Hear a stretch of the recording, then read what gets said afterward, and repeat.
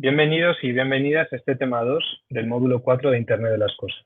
En este tema 2 vamos a ver los sistemas CPS y robots.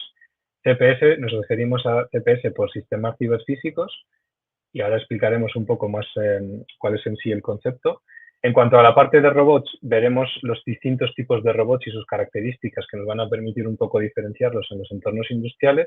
Y a GV nos vamos a referir a los sistemas autoguiados que tenemos en los entornos de fabricación.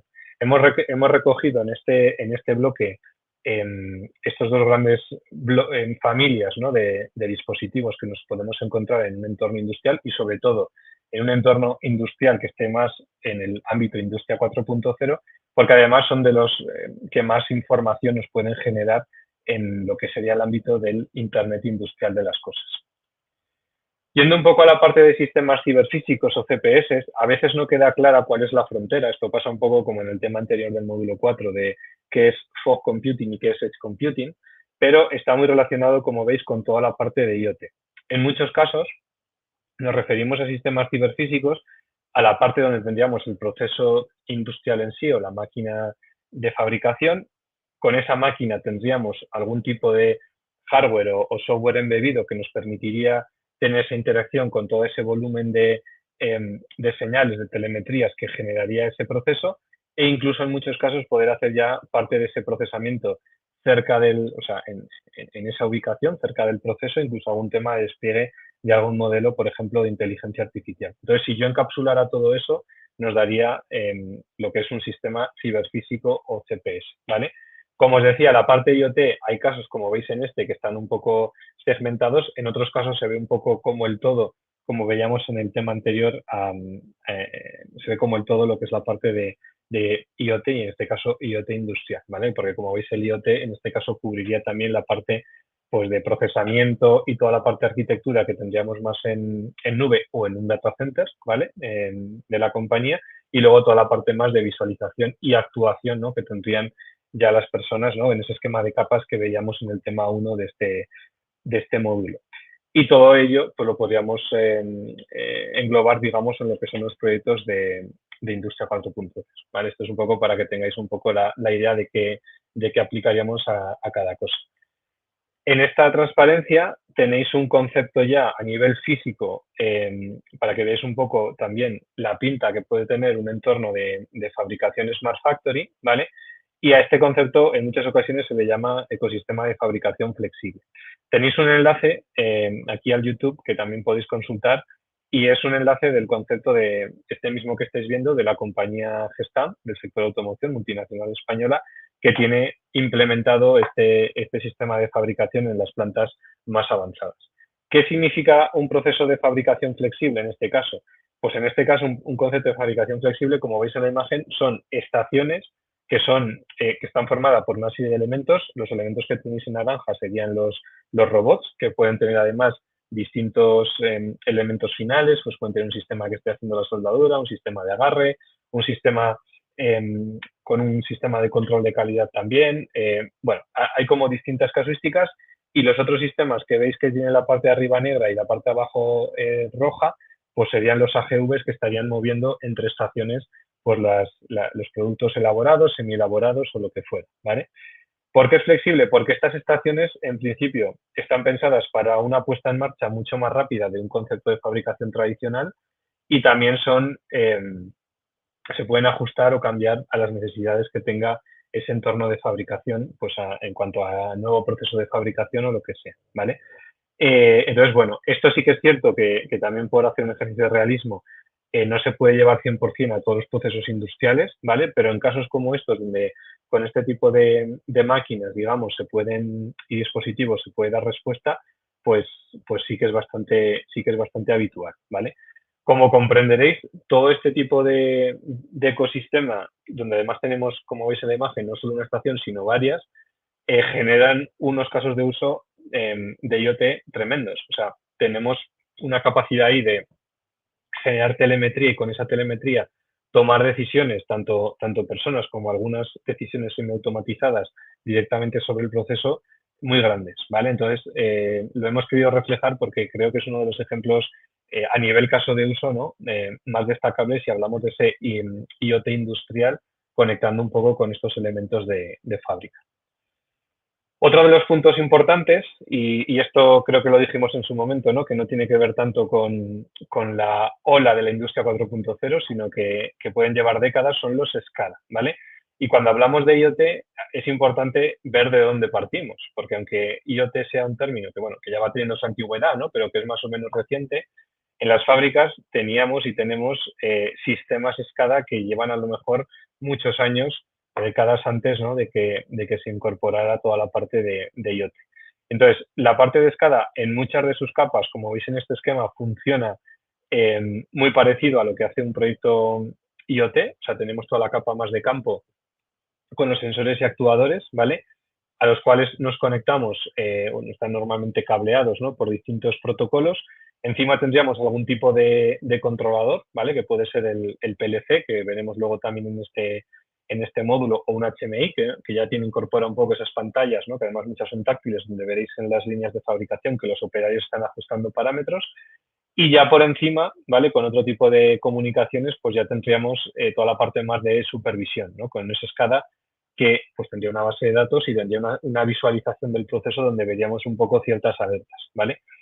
Lo importante a destacar de los SCADA es, primero, que los conozcamos bien cuando estemos en proyectos industriales, porque suele ser en muchos casos, como os decía antes, el punto de partida, ¿no? Para la evolución luego hacia proyectos más modernos de Industria 4.0, ¿vale?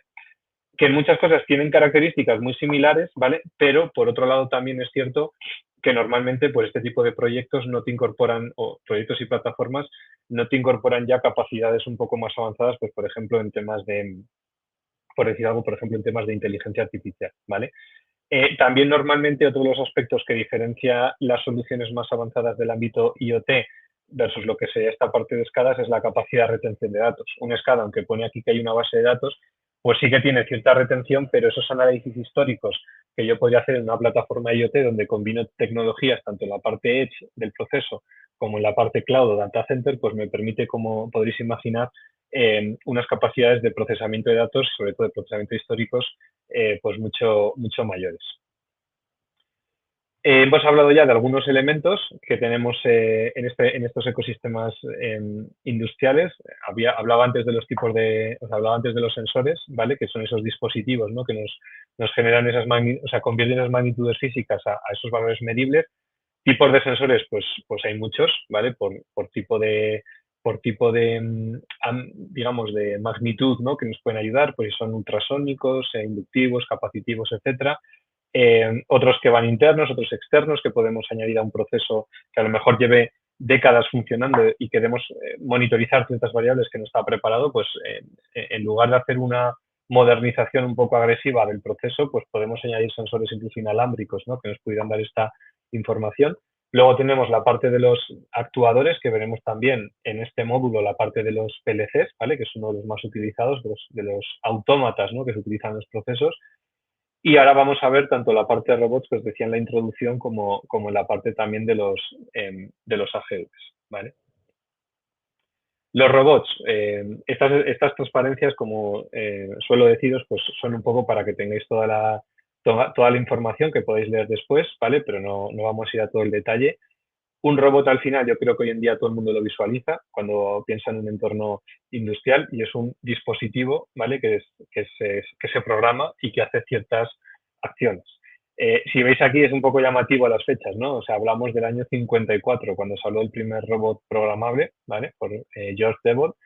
Y es verdad que el sector de automoción ha sido uno de los que más ha impulsado la adopción, ¿no? y la entrada de los robots en las líneas de fabricación. Seguro que cuando veis en las noticias algo relacionado con tema de automoción, pues enseguida es la típica imagen de la cadena de montaje, ¿no? Donde hay muchos robots. Tipos de robots hay de muchos tipos, ¿vale? O sea, de muchas variaciones y normalmente pues vemos o los clasificamos por ciertos parámetros. Aquí tenéis un poco abajo el tema de los grados de libertad, espacio de accesibilidad, capacidad de carga, velocidad, la parte de articulación, el tipo de elementos terminales que pueden tener, ¿vale? La parte de elementos terminales es un poco el aplique, ¿no?, que le colocamos al final. Y aquí pues hay una variedad tremenda, ¿no?, de todas las cosas que podemos incluir. Yo no me atrevería a decir a que lo que os voy a contar a continuación sean las únicas y todas familias, ¿no?, de robots que hay, porque es algo que está ahora muy, muy en cambio y muy en auge, pero sí que representan gran parte de los mismos, ¿vale? Por ir un poco viéndolos, tenemos la parte del robot industrial cartesiano, ¿vale? Que en este caso pues se llama así porque se mueve un poco en los tres ejes cartesianos, en X y Z, ¿vale? Y ahí tenéis una imagen representada. El caso del robot industrial SCARA, que en este caso es diferencial porque, como veis aquí, se permite un poco el movimiento en el plano Z, ¿vale? Entonces, aquí tiene aplicaciones que nos van a permitir, bueno, digamos, resolver problemas, ¿no?, un poco diferentes a los que podíamos tener con los anteriores. El robot industrial cíclico, que este a lo mejor se empieza a parecer ya más al que soléis ver a lo mejor pues en imágenes y noticias, ¿vale? Y aquí ya podemos un poco incorporar lo que hablábamos antes de una herramienta en su dispositivo en la parte de aplique, ¿vale? El de 6 ejes, que yo creo que a día de hoy es el más visto en todos los sitios, ¿vale? Que se llama de 6 ejes porque tiene 6 grados de libertad, ¿vale? Y en este caso, pues permite, pues como veis aquí, distintos tipos de orientaciones y movimientos. Y luego los de doble brazo, que son un poco como el ejemplo que creo que este es de ABB, que tenéis aquí en la imagen, pues a veces incluso se les llama o se asocia más este caso de doble brazo a los casos de cobots, ¿no?, donde dices, oye, hay un humano trabajando, una persona trabajando en una línea y hay un robot al lado, ¿no?, que está haciendo pues determinadas tareas y un poco sincronizado con la persona que está trabajando ahí, ¿no? Incluso a veces tiene sistemas de cámaras de visión que le pueden hacer que se active, ¿no?, en el momento real que la otra persona esté un poco ya terminando su última acción o arrancando la primera, o a veces hay varios robots de este tipo colaborando, ¿vale? Entonces, bueno, todo esto a veces es un poco ambiguo. Cuando escuchéis el término cobot, seguro que veis algo parecido a esto en las imágenes. Con la parte, digamos, de AGVs, tampoco nos queremos extender mucho, pero creo que es importante que los conozcáis porque en los entornos industriales, pues yo creo que cada vez son más comunes, ¿no?, el encontrarlos. Y simplemente que sepáis que en la imagen anterior, y los podréis ver en el vídeo que os hemos puesto de Gestam al principio, pues vais a ver esos AGVs moviéndose por la fábrica y os podéis preguntar un poco cómo funciona, ¿no?, ese sistema de guiado. Pues ese sistema de guiado es lo que nos da un poco a día de hoy las clasificaciones de tipos de AGV, ¿vale? En un caso tenemos los filoguiados, ¿vale?, y otros los láser guiados. Los filoguiados sería cuando yo dispongo algún tipo de, bueno, no es un raíl, pero algún tipo de guía en el suelo, que puede ser pues algún tipo de banda, ¿no?, que digamos el AGV va siguiendo, ¿vale?, con algún tipo de sensor, puede ser, por ejemplo, con la parte de la parte que tenéis aquí de un campo magnético, y digamos eso lo va siguiendo. Si en algún momento eso se deteriora, pues como comprenderéis, el sistema de navegación pues puede tener algún tipo de problema. Ventajas, que este tipo de AGVs, aparte de que son más económicos, pues son los más fáciles de poner en marcha, porque una vez que he montado toda la parte del sistema de filo guiado, pues luego programar las rutas y hacer un poco las acciones, pues es bastante sencillo, ¿no?, en la parte de programación, pues porque ya es únicamente seguir el camino, ¿vale? Los láser guiados, como su nombre indica, pues tienen un sistema láser. Por ejemplo, pasa, seguro que habéis visto en los coches, el sistema LIDAR, ¿no?, que tienen algunos fabricantes para esa conducción autónoma en ciertas condiciones. Pues el láser guiado funciona un poco de la misma manera. Tú tienes un sistema LIDAR que va un poco escaneando con un haz de infrarrojos todo lo que va encontrando por el camino. Si detecta cualquier tipo de obstáculo, cualquier cosa, pues lo va recalculando. Y en este caso, aparte de ser más caros, pues lo que nos permiten es, o sea, lo que vamos a necesitar, perdón, es una programación mayor, ¿no?, de este tipo de dispositivos, de sistemas, comparados con el caso anterior. Ventajas de los láser guiados, pues que al final sí que es verdad que la puesta en marcha puede ser un poco más lenta, pero luego a la larga tenemos mucha más flexibilidad y no dependemos, digamos, de esos sistemas adicionales, ¿no?, como en el caso anterior, ¿vale?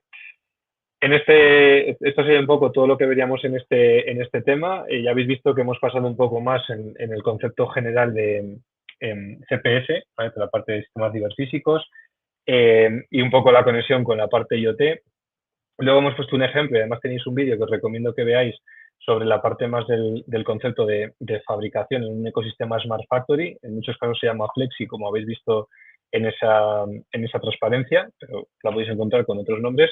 Y todo eso va un poco a lo que decíamos, a la parte de puesta en marcha más rápida de un entorno de fabricación, la capacidad de adaptarnos más rápido cuando tenemos que hacer cambios, ¿no? Porque nuestras series de producción sean más cortas o haya más customizaciones, por todo eso resolverlo de una forma más rápida y una mayor reutilización, ¿vale? Y luego ya hemos ido un poco haciendo zoom pues en componentes como sobre todo la parte tanto de robots como en este último caso los AGVs porque son en ambos casos pues son digamos dispositivos que nos solemos encontrar bastante en este tipo de proyectos. Esto sería un poco todo lo que tenemos en el tema 2 de sistemas CPS y robots. Muchas gracias.